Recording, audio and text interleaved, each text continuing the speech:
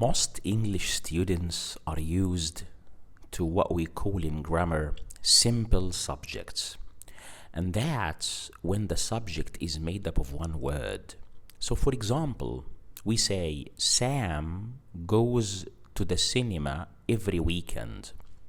So Sam here is a simple subject because it consists of only one word, which is Sam. So it's easy for English learners in such a case to decide on the form of the verb because the subject is clear. It consists of only one word by being a simple subject. But in English, in many situations, we might have what we call a compound subject, which means that the subject is made up of multiple words. It doesn't consist of only one word. No, it contains or it consists of many words or several words. So how can we decide on the verb in such a case? Well, in this case, if you have a compound subject in your sentence, so the verb must agree with the main noun in the subject. So you have to read the subject carefully and detect the main noun in that subject, and the verb must agree with that main noun in the compound subject. And of course, I'll give you a couple of examples to demonstrate that. So for example, when we say, many leading members of the opposition party have criticized the delay. So the subject here is compound. It's many leading members of the opposition party. And the noun that precedes the verb, that comes immediately or directly before the verb, is the noun party, which is a singular noun. But the thing is, this is not the main noun in the subject. If we look at the subject again, many leading members of the opposition party. So the main noun in this compound subject is the word members, which is a plural word. So we must say that many leading members of the opposition party have criticized the delay rather than has criticized the delay. Another example, the only excuse that he gave for his actions was that he was tired. Okay, so the compound subject in this sentence is the only excuse that he gave for his actions. That's a very long subject. And the word or the noun that directly precedes the verb is the noun actions, which is a plural noun. But that's not the main noun in the subject. If we look at the subject again, it says the only excuse that he gave for his actions. So the main noun here is the word excuse, which is a singular noun. So we must use a verb that agrees with it. So we say the only excuse that he gave for his actions was that he was tired rather than were that he was tired. So the first point I'm trying to make in today's video is that if you have a compound subject in your sentence, your verb must agree with the main noun in that compound subject rather than agree with the noun that directly precedes it, precedes the verb here, I mean. If you have an inversion in your sentence, which means that the verb is coming before the subject, which means that the subject follows the verb, if you have an inversion like that in your sentence, then the verb must agree with the subject that immediately follows it. For example, among the people invited was the mayor. So the noun that comes before the verb is people, which is a plural noun. And the normal convention or the usual procedure for subjects to come before verbs. But in this sentence, there is an inversion. The subject of the verb is coming after it. So we say, among the people invited was the mayor, because the mayor is the subject for verb to be in this sentence. So we say was the mayor because the mayor is singular, rather than saying were the mayor, which would be completely wrong. Another example. Displayed on the board were the exam results. The noun that directly precedes the verb is the board, which is a singular noun. So you might think we should use the verb to be was, but that's not the case because we have an inversion here as well. The sentence says displayed on the board were the exam results. So the exam results, that's the subject for the verb were, and that's a plural noun.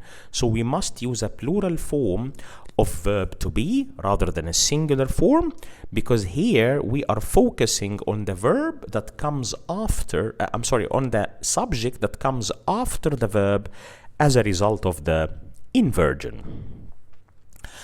Point number 3 in today's video or in today's lesson is about subjects which are in the form of a clause.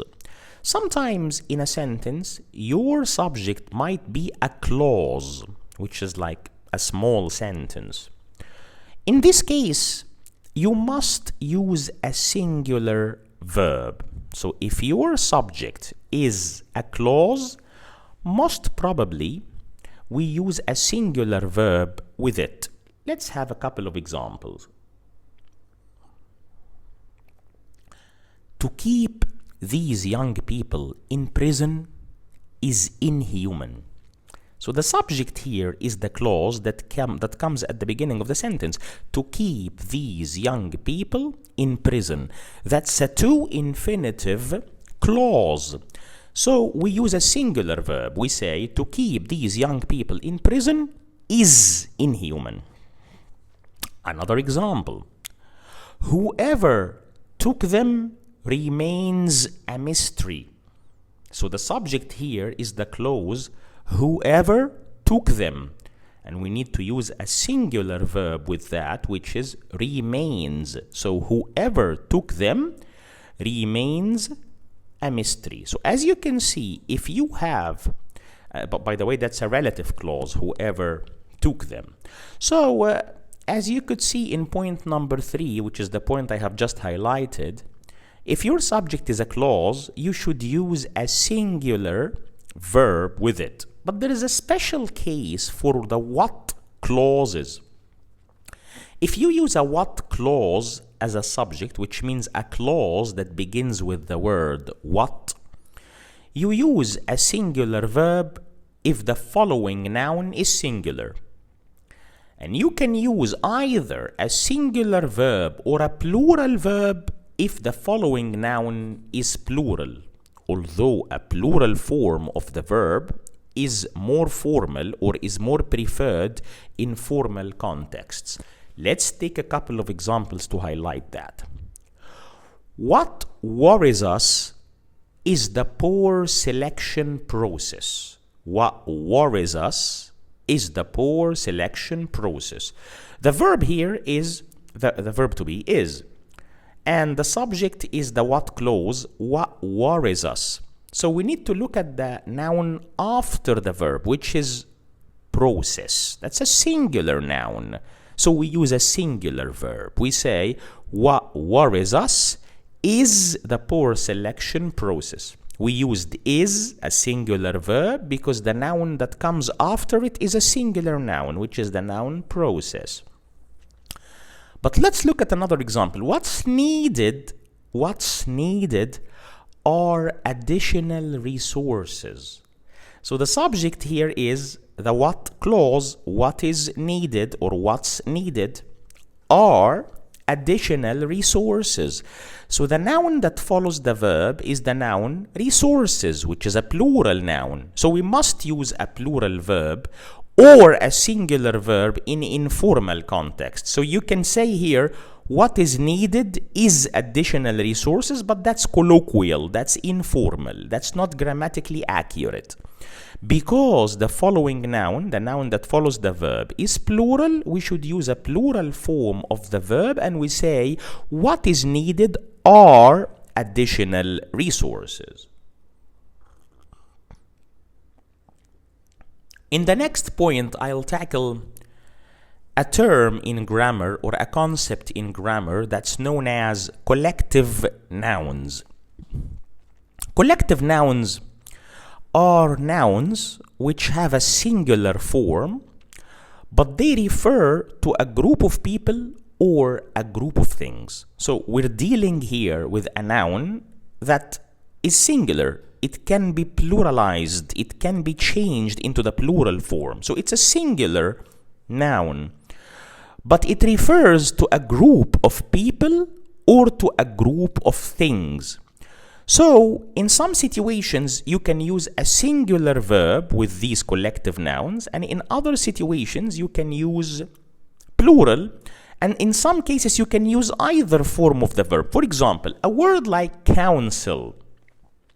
So council is a singular noun which can be pluralized. You can say councils. But the noun or the word council in itself refers to a group of people, a group of officials, or a group of experts. So you can say the council has postponed the decision, or the council have postponed the decision, because the word council is a collective noun and it refers to a group of people. So in this example, you can use either form of the verb, the singular form or the plural form, with no change in meaning. But in some contexts with collective nouns, a plural verb is needed, and that's when the focus is on the individuals within the group.